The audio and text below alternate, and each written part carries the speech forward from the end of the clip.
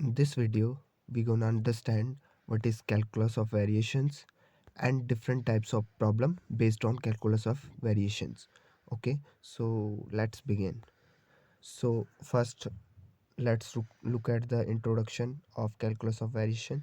So the calculus of variations is generalization of theory of minima and maxima of functions of several variables. Means calculus of variation basically is generalization theory of maxima and minima on several variables. Okay, now the second point is variational calculus mainly aims at finding extreme values of the function. Now what what is the meaning of extreme values? So extreme values means the peak values of any functions, means the greatest or the smallest value of any functional. Okay, now the third point is variational principle finds large number of applications in physics and differential geometry. Move forward to the to some examples of variational problems. So the problem of geodesics is in differential geometry is to find the shortest distance between two given points in 3D space on a given surface. The another problem is brachistochrome problem. Okay, so what is this problem? So let there are 2 points A and B which are not in same vertical line.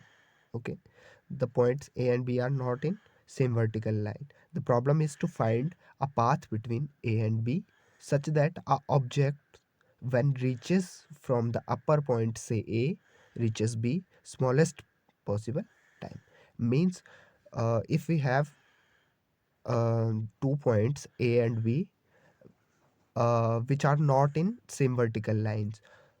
So in this problem we gonna find out the smallest possible way so that the distance between A and B will be minimum.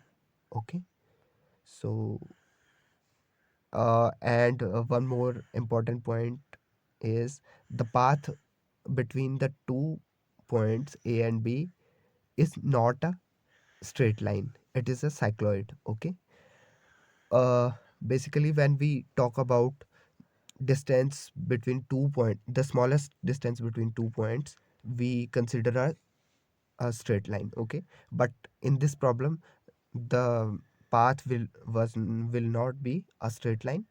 The path will be a cycloid. Okay, now here are one more problem based on isoperimetric problem. So the problem which requires the maximization of an area A which is bounded by a closed curve of length I. Okay, if closed curve is r equals to r theta, then the function A is represented by A equals to 0 to 2 pi integration 1 by 2 r square d theta with with the corresponding constraints L equals to 0 to integration 0 to 2 pi root r square plus dr by d theta square d theta, which is also the formula of arc length. Okay, basically in this problem we will find out the solution of a functional with the help of the another constraint which is corresponding to the given problem. Okay, so let's move further. Now let's talk about what is a functional. So a functional is a variable quantity whose values are determined as a function on of one or more variable. Means a functional is a variable quantity which depends on one or more variables. So the functional is function of function. Okay, so I is said to be functional defined on class M of functions yx if we can associate to define value of I for every yx belongs to M, and we write I equals to I by x. So I is said to be a function, and we can write in this form: I, y, and y is dependent on x, so we can write this as yx. Okay, now yx is called argument function of the function I/x. Okay, and class M is referred to as the set of admissible function of domain of definition of the functional. Okay, now let's talk about admissible functions. So what are admissible function? So the function yx is called admissible function if have continuous second derivative and satisfies given boundary conditions. So basically a function uh, which possesses a continuous second derivative and satisfies the boundary conditions given in the problem. Okay, so here are two boundary conditions defined here. So first one is yx1 gives y1 and yx2 equals to y2. What this means is, if we put x1 in y, so we will get y1, and if we put x2 in y, so we will get y2. Okay, now let's move forward. So the next definition is linear functional. So the functional I by x defined on class M is a linear functional if it satisfies two conditions given here.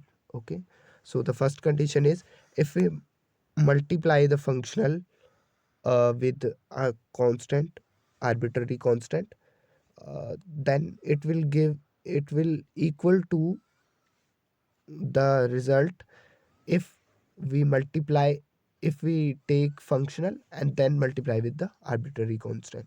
Okay, now the second condition is, if we apply functional on a function and add them individually and uh, find the result, then this will equal to, if we apply, if we uh, apply function on each function and then add and then apply the function. Okay, now the next topic is extremal of function. So a function I by x defined on a class M is said to have an extremum at a curve y equals to y naught x. So for an extremum of a functional, uh, delta I is either less than equal to 0 or greater than equal to 0. Okay, x. So for an extremum, delta I equals to I by x minus I by x naught is either less than equal to 0 or greater than equal to 0 for all curves y equal to yx in the neighborhood of y naught x. Okay, so that's all for this video. We will meet in next video.